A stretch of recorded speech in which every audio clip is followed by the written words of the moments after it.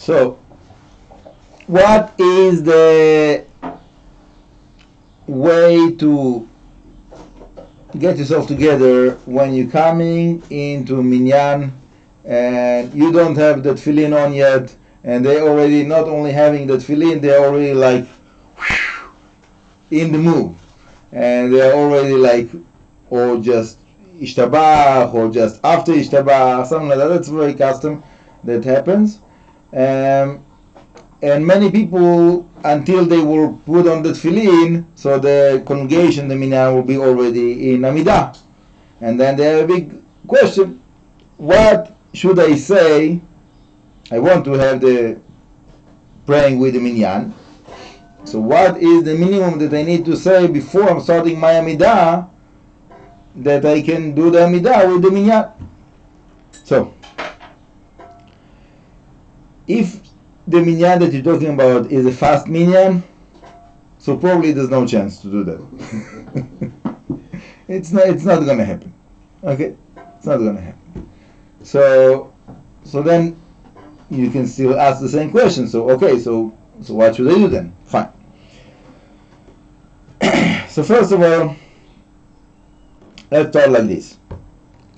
The brachot that you have to say, על נטילת ידיים, אשר יצר אלוקיי, and ברכות Torah, that's something that everybody agrees that you have to say that before.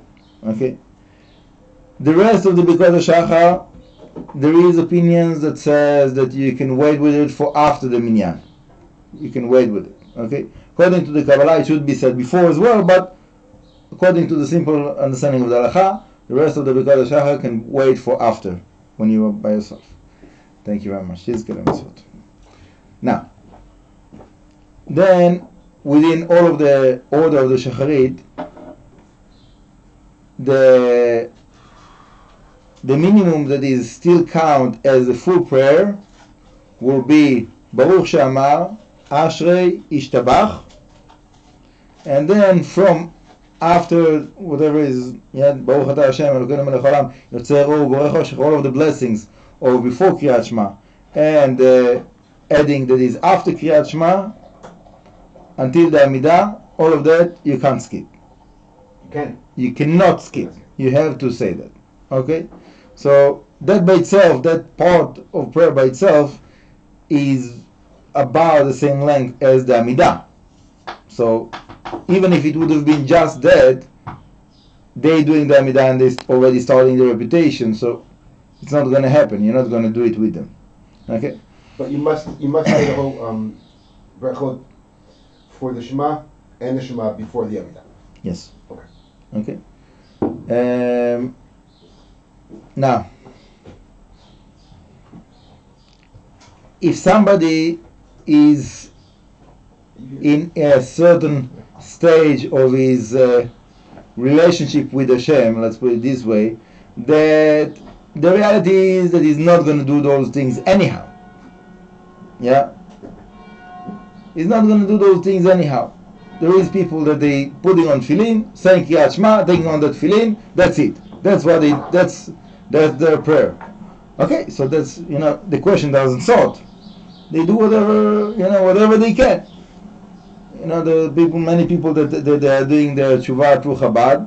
So for a while, it can be a long while, they basically come to the close Chabad spot and putting on tefillin, saying Kriyat Shema, and that's it.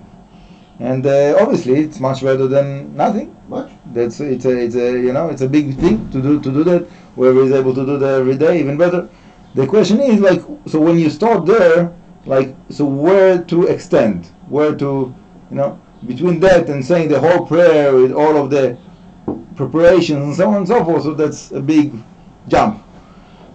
So I have in my mind a certain idea of upside down pyramid, that you're starting in that tip of just putting on tefillin and saying Kriyat Shema. That's let's say that it's the minimum.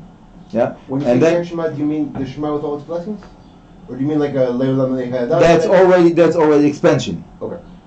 Just the Shema itself. To putting on the tefillin and saying Kriyat Shema, that's the beginning point. Let's say, okay, could be also different beginning points, but whatever is your beginning point, each one with his own beginning point, that will be the tip of that upside down pyramid.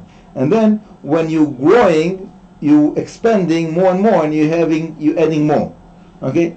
And then there's always like question that many people, they feel that they adding too much, and then they're losing the quality of the prayer. And that's a known issue, and it's even says it in Shulchan Aruch that the Rama says mutav me'at bekavana me'arbe shelo bekavana. It's better to say less with more intention than saying more with less intention.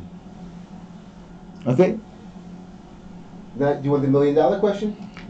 The $1 million question. Let's go. Why does almost every minyan on earth do exactly the opposite? Well, it's the $10 million question. Why the minyanim are doing the opposite? That's a very good question. I can't answer. I tell you what. My estimation. Okay.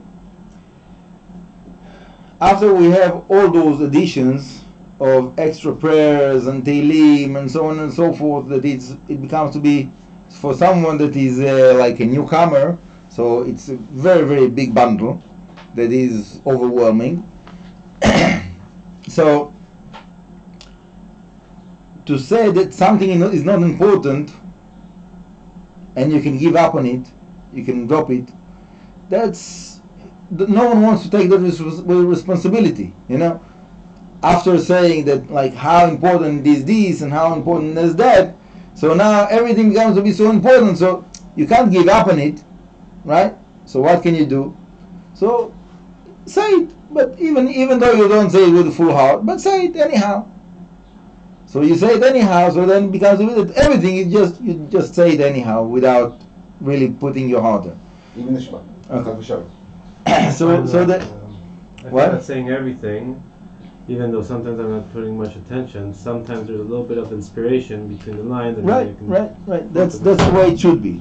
The way it should be is to say everything, and whenever you remember to put your full heart in those words, so then obviously it becomes to be much more meaningful. But it doesn't mean that without it doesn't have meaning. Okay? Meaning, in other words, to say the words even though the person doesn't have his intention with him, it's also something. And with the help of Hashem, it should be a certain goal in the person's mind to get one day, better sooner than later, to the point that he's able to say everything with full heart. Okay? Unfortunately, some people, they already gave up on it. They say, I'm just praying with no kavanah, and that's it. That's who I am. I can't help it. It's not for me to spend too much time with no prayer. So I just do my obligation. That's it. So, okay, that's whoever whoever is in that point in his life. Okay, but Hashem, I hope that people will get more inspired, and that's one of the reasons that I'm doing all of this project and the English with the Siddur with English and so on and so forth, is to show that possibility to people that they didn't know about it yet. Anyhow, it's not. There is different rules, and the Mishnah Berurah and different other Halacha books are dealing with this question of, like, what is the order of expanding more and more. Like, what is the minimum, and when you're expanding, so how, like, what is the priority? It's not so simple to say what's the priority. Now, I had a very interesting situation this afternoon. I say the 2 korbanot before Mincha, and you never know exactly when my minyan is going to start. And I was 3/4 of the way through ke-Hilkhatah, and they started saying Ashrei. And I know if I don't stop saying ke-Hilkhatah right now, I'm not going to get to the end of Ashrei, and I'm not going to daven with the minyan. So I just skipped Okay. Was that correct? It is a possibility. It's definitely a possibility. In this case here, they're not really doing the prayer, like silent prayer, and then the repetition in Mincha, unfortunately. That's right. They- do the repetition before They're doing the they call it like Heicha Shmonasre, like that is like Kedushas, that the Chazan is saying Kedusha, and then everybody are doing their silent prayer. So, in my humble opinion, in that situation, you can continue to say the Torah and say the Ashrei while the Chazan started his Amidah, and then answering the Kedusha, and then starting your Amidah after the Kedusha of the Chazan. Okay. Okay. That's what I did personally. That sounds like a very good practice. And that's yeah. There's all kinds of possibilities. The thing is that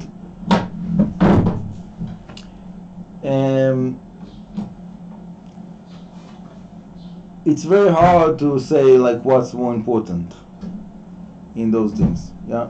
Yeah. There is many tzaddikim that because all of kinds of questions like that they running into, so they are giving up on it like much before that, and they say, okay, so I'm not praying with the Minyan anyhow, so I will pray by myself, and I have my place, I have my time, I know what I want to do, I want the way I know the way I want to do it, and that's it. But aren't they shirking their obligation of praying with the tzibur? Okay, so that's a question. Is there an obligation to pray with the tzibur, or is it a recommendation? So it seems that it's more of a recommendation, meaning Chazal is telling you, the sages are telling you, if you're praying with the Minyan, whole congregation together, so you have better chance that your prayer will be heard. Okay, because why? Because the way they explain it in the Gemara, that a person that is praying by himself, so it depends in his merits. How much his merits will be, that how much his prayer will be heard. And when you're praying with the congregation, so it's not your personal calculation how many merits you have. It's a calculation of the whole congregation. So then you have a better chance. Yeah, and they say they give a parable for that. That is also a practical idea. If somebody is going to the king, or in our days it's like the city hall, and he's by himself, and he's yelling and screaming about the problem that he have in his yard, so the chances that they will relate to him is not so great. But if you have like the whole neighborhood coming into the office of the city hall or the entrance of the palace of the king and screaming and yelling, so you have a whole like group of people coming together, it has more strength, their words are heard. Okay, so in that same direction of thought is also in the spiritual worlds. Yeah, someone that is coming into the heavens by himself and is starting to like saying over his request to Hashem, that's one thing. But when you have like a whole group of souls coming together to the upper worlds and pulling out their requests, so that's something else. It's a different way of that the angels and the other souls that are there are relating to that happening. Yeah. So we understand that there is definitely a meaning of praying with the Minyan. So the question is, how much should I give up on when I'm doing that? Yeah. So, for example, to go back to that example of someone that he have a problem in his yard. So if he's going with the group, and the group are claiming for other things, not his problem, for example, so it defeat the purpose. Okay, so I'm heard, I'm part of a group, but that's not the issue that they need to be referred. He's wearing the street lamp, he's wearing the street. For example, yeah. Now, in our case, when we're doing the Shemona Esrei, supposedly we're saying the same words, obviously more or less, depends on the Nasach, depends on the Siddur, whatever, but we're supposed to say the same words, and let's judge everybody favorably that we know what we're saying. We're not just saying that, we know what we're saying. So we are standing behind those words, and we're really asking for those things, right? So it is meaningful to be with the Minyan. And whether I say something else in Shemay Tefillah, Okay, that's you can add on your personal request when you're already there, but like the main part of the prayer is the words that everybody are sharing and everybody are together. these 19 brachot. Right. So then the question come up of, so what does it mean? Like, what do I need to do that my prayer will be counted as part of the congregation prayer?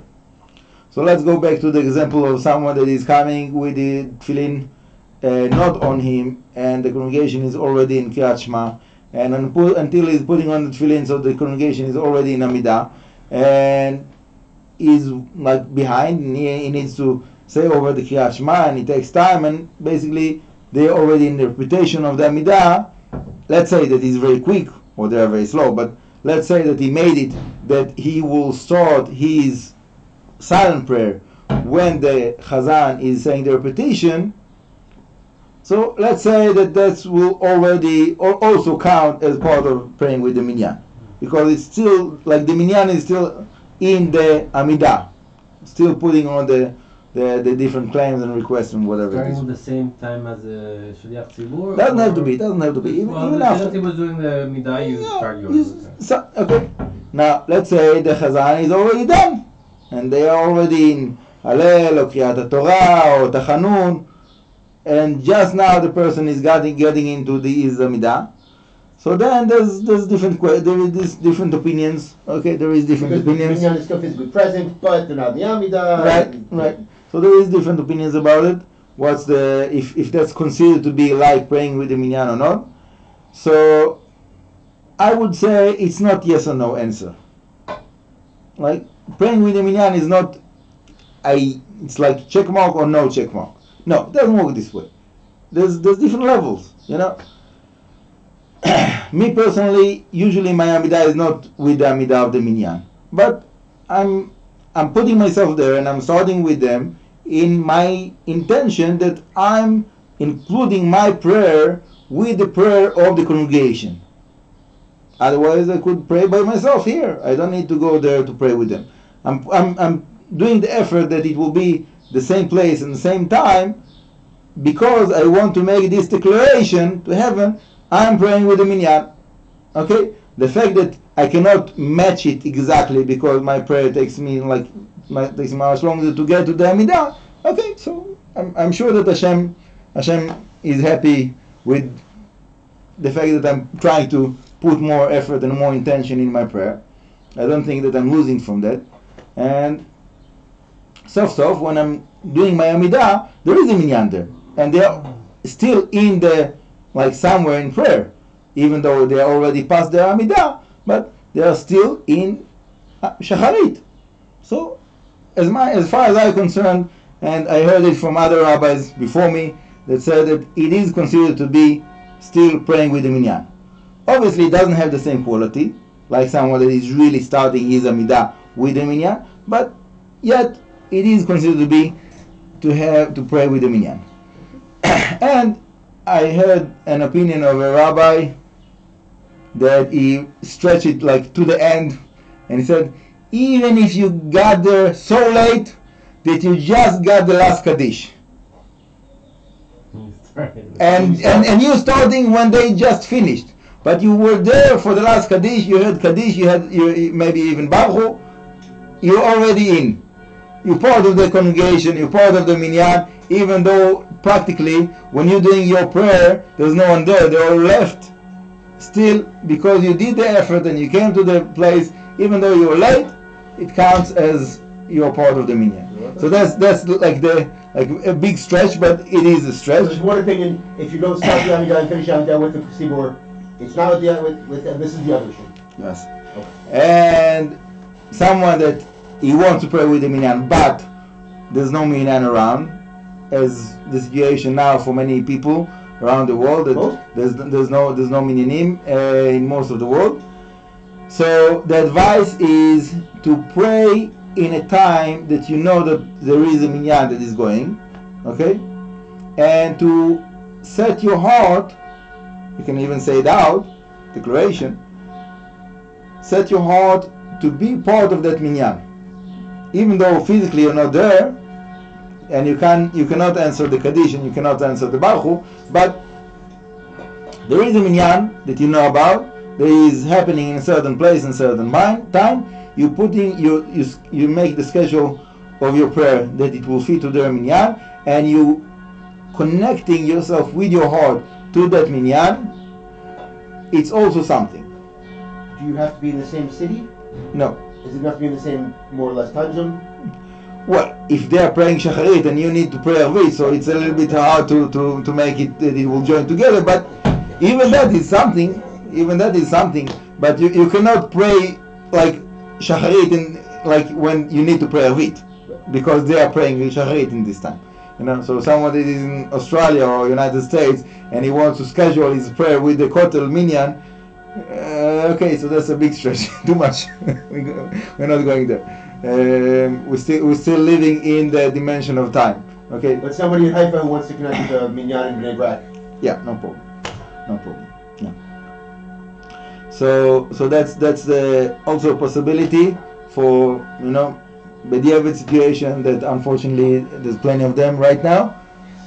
To tune our hearts that it will include, and that's also, if you're already saying that the Arizal says every time you're starting your shacharit, mincha, arived, whatever your prayer, so you want your prayer to be accepted as part of the congregation, so you have to set it in your heart that that's what you do.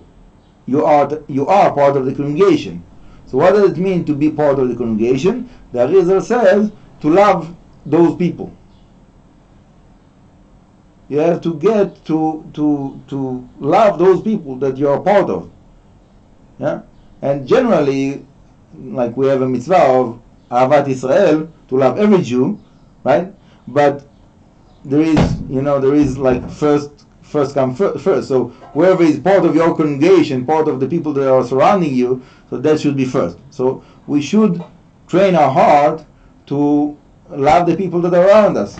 And sometimes it's challenging because sometimes people are not exactly acting and responding the way you would want them to be.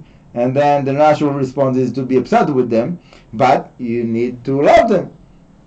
That's part of being, one congregation. And the Arizal says that if there would be one Bet Knesset that does that properly, that will bring the redemption. One minyan of 10 people. One minyan, one Bet Knesset that everybody are loving everybody properly, that will bring the redemption. That's a concept that it speaks about it also in the Zohar. It's called ke-Hilkhatah. There is also I think at least a couple of organizations, maybe more, that call themselves in this name, that they wanted to go in this path, but I guess it didn't fully happen yet. B'ezrat Hashem, I hope that they are closer than what they started. But anyhow, it's a principle. It's a ke-Hilkhatah, to love all the people, and it's in the Siddurim that I published. I wrote it in the beginning. You have to say out, I love Areini mekabel atzmi mitzvat v'ahavta l'recha kamocha, to love my fellow Jew, as I love myself, and specifically for the people of the Minyan. So that's a general declaration, general intention, and specifically for the people that they are praying with. So B'ezrat Hashem will help us to imply all of those principles and to live by them, and that Hashem will count all the prayers of all the world together, that all comes to the right place and getting to the place in the heavens, that it will get the response that we want, and we will see all the miracles that we're waiting for B'ezrat Hashem soon.